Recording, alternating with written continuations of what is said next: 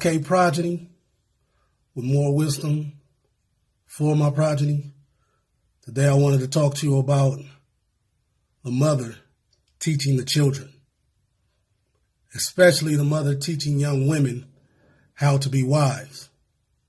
I know that the narrative lately has been to get a job and be independent, to be able to take care of yourself and fend for yourself. This is good teaching, but it's not a lifelong goal.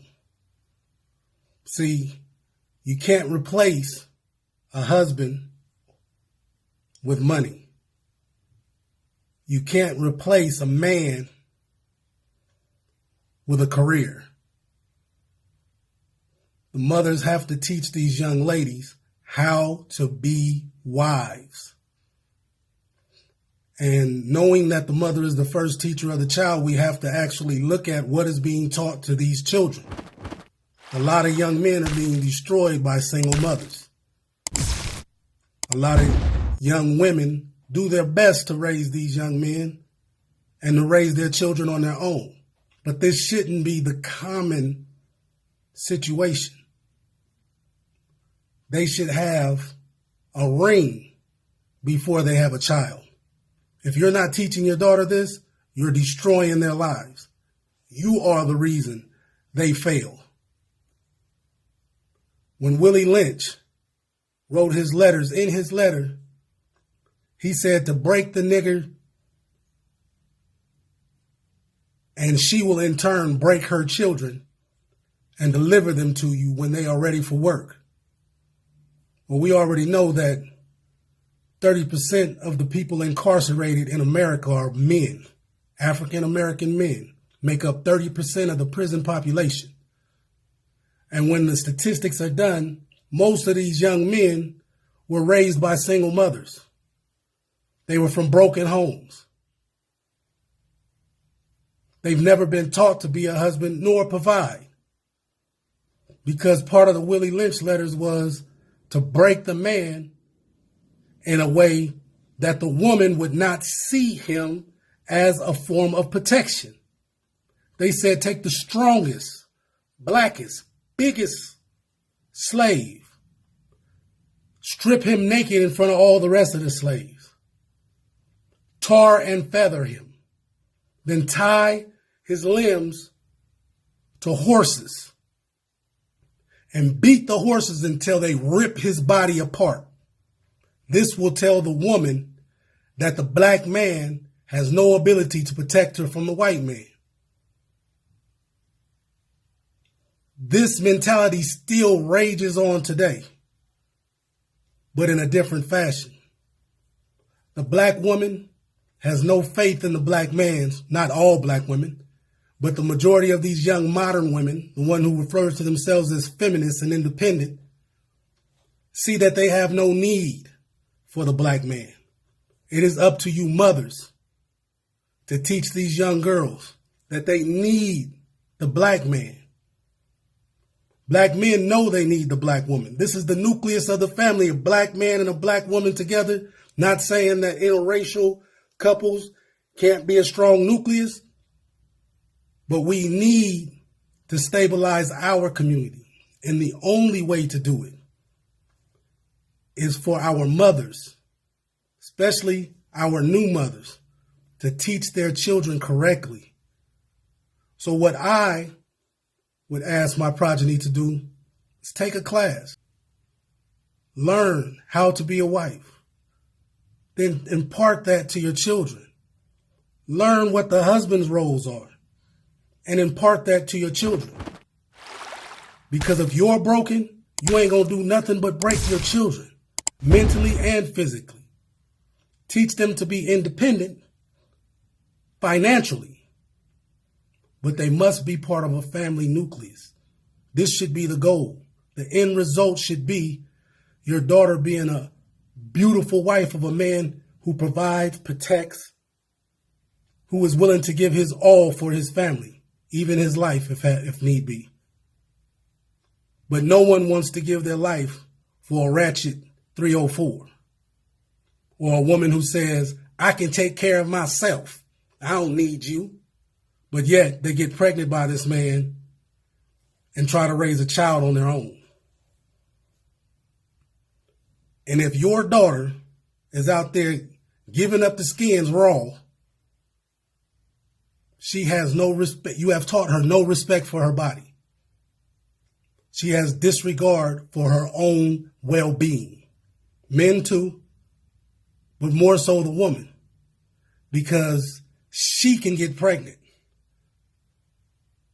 She will have to deal with that child if the father is gone. And 9 times out of 10, she's going to bash the father to the child, destroying the child's image of the father. We have to do better. Not just as individuals, but more so as young mothers.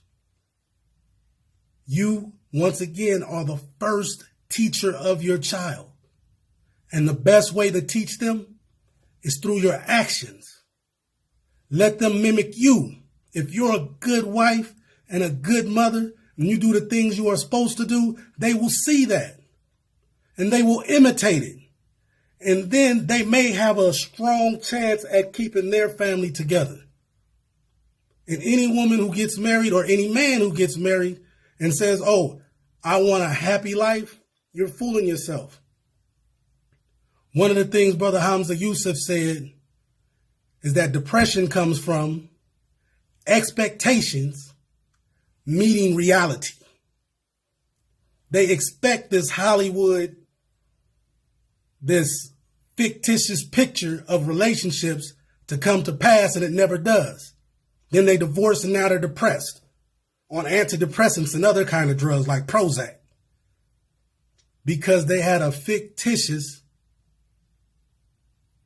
ideology of what marriage or what a relationship should be.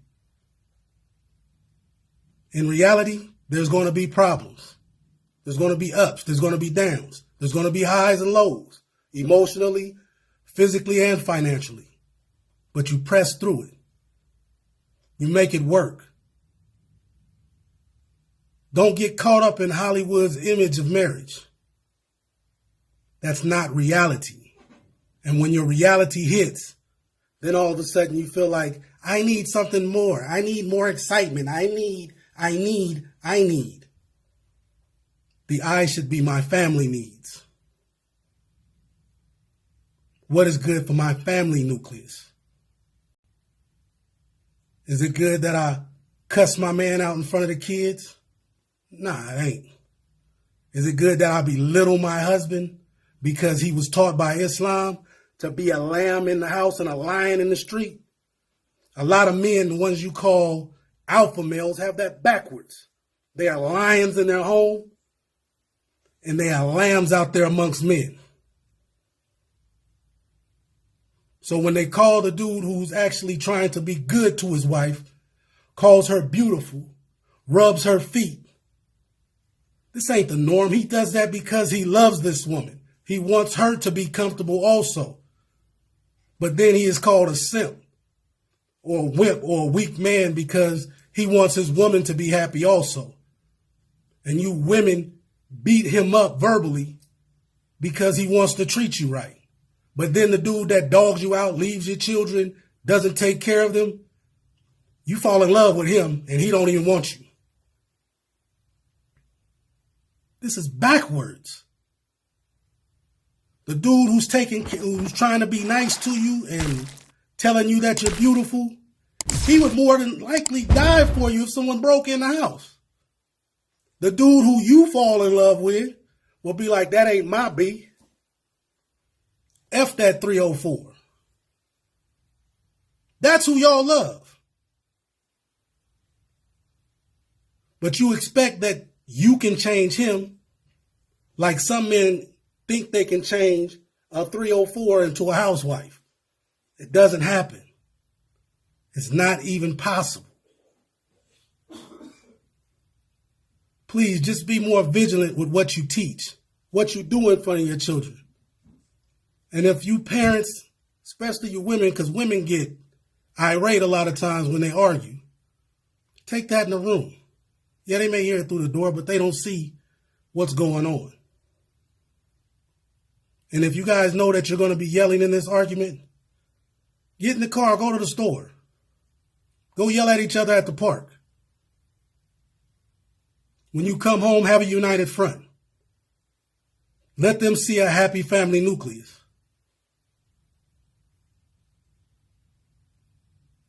There are a lot of things I'm going to have another talk on this. I don't want to beat you up with data and facts and figures. I'm trying to give you the moral inspiration you need to move forward. A reality check. Real expectations. You can expect for people to be mad at each other in relationships. You can expect for low times to happen where you're not fully immersed in love. You can even expect to hate your mate once in a while. It's just like faith. Sometimes you feel like you want to serve God and do everything that's right.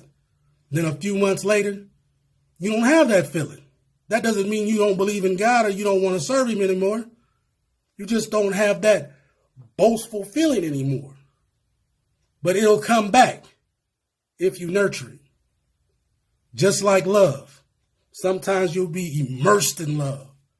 And other times you won't be able to even stand this person. But as long as you keep that tie of marriage and the inspiration in your heart that you want this to work, it will get back to a loving situation, just like faith. It will come back around. Marry first before you have children. And sisters, if I can implore you to do anything, don't let a man hit raw if you're not married to him. Please. Y'all do what's right.